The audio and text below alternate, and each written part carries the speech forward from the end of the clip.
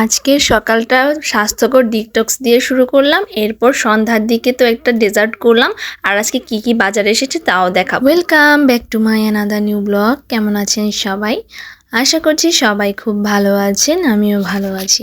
আজকে সকালটা আমি স্বাস্থ্যকর ডিটক্স দিয়ে শুরু করলাম। ভাবলাম এখন থেকে আর চাটা খাবো না, এখন থেকে স্বাস্থ্যসম্মত জিনিসই খাবো। তার জন্য আজকে সকালটা আমি ডিটক্স দিয়েই শুরু করলাম। ডিটক্সটা খাওয়ার পর খুবই ফ্রেশ লাগছিল। তো যাই হোক, এইদিকে আবার দেখলাম কি বাবা বাজার নিয়ে এসেছে। এদিকে এনেছে এটাকে নাকি মৌসালা মাছ বলে থাকে মা, কিন্তু এটার এক্সাক্ট নামটা কি আমিও জানি না। আর এনেছে বাইলা মাছ, আর সাথে এনেছে চিংড়ি মাছ, আরও এনেছে রুই মাছ। এই মাছগুলো বাড়িতেই কাটতে হয়েছে। রুই মাছটা তো বেশি বড়, সেটা বাড়িতে কাটতে একটু ঝামেলাই হবে। তার জন্য রুই মাছটা বাজার থেকেই সবসময় কেটে আনে। এটা আসলে রুই মাছ ছিল না কাতল মাছ ছিল, আমি আসলে ঠিক বলতে পারছি না। তো আমার তো মনে হচ্ছে এটা মনে হয় কাতল মাছ ছিল। তো যাই হোক, এই মাছটা খেতে অনেক টেস্ট। আর এইদিকে সকাল সকাল আমাদের জন্য বড়া ভাজছে, মানে ডালের বড়া। সকালে আজকে আমরা ভাত দিয়ে ডালের বড়া দিয়েই ভাতটা খাবো, যেহেতু সকালে আজকে আবার ঘুম থেকে উঠে বাবুকে নিয়ে চলে গিয়েছিলাম ভিটামিন এ ক্যাপসুলটা খাওয়ানোর জন্য। এটা বাচ্চাদের জন্য খুবই উপকারী। যারা যারা খাওয়াননি তারা অনেক বড় ভুল করেছেন, অবশ্যই খাওয়াই নেবেন আবার যদি কখনো খাওয়ানো হয় ভিটামিন এ ক্যাপসুলটা। আর এখানে যে আন্টি মাছগুলো ধুয়ে দিচ্ছে পরিষ্কার করে, সেই কেটে দিয়েছে। এরপরে এখন দুপুরে রান্না শুরু করে দিব। তার জন্য কড়াইতে মানে তেল দিয়ে দিচ্ছি। তেলটা গরম হয়ে আসলে এরপর আমি পেঁয়াজ কুচি দিয়ে দিলাম।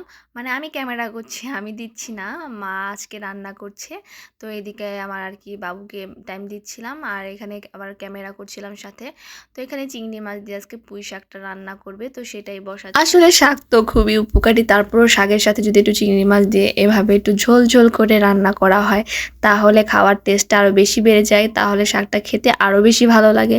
তো পুঁই শাকটা রান্না করলে সবসময় মা এভাবে আর কি চিংড়ি মাছটা দিয়ে রান্না করার চেষ্টা করে, তাহলে খেতে আর কি খুবই ভালো লাগে। আমরা ঘরের সবাই আর কি খুব পছন্দ করি। তো যাই হোক, এখানে শাকের ঝোলটা টেনে এসেছে, এখন নামিয়ে নিব।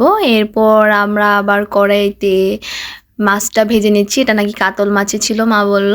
তো ওই যে মাছটা ভেজে নিচ্ছে। সবসময় আমরা মাছটা রান্না করার আগে মাছটা ভেজেই রান্না করি, এক্ষেত্রে মাছটা একটা কাঁচা ভাব থাকে না।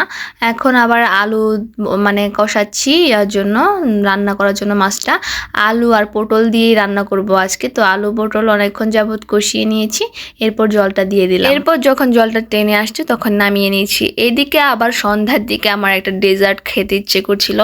এটা খুবই ভাইরাল একটা ডেজার্ট বর্তমানে বললেই চলে।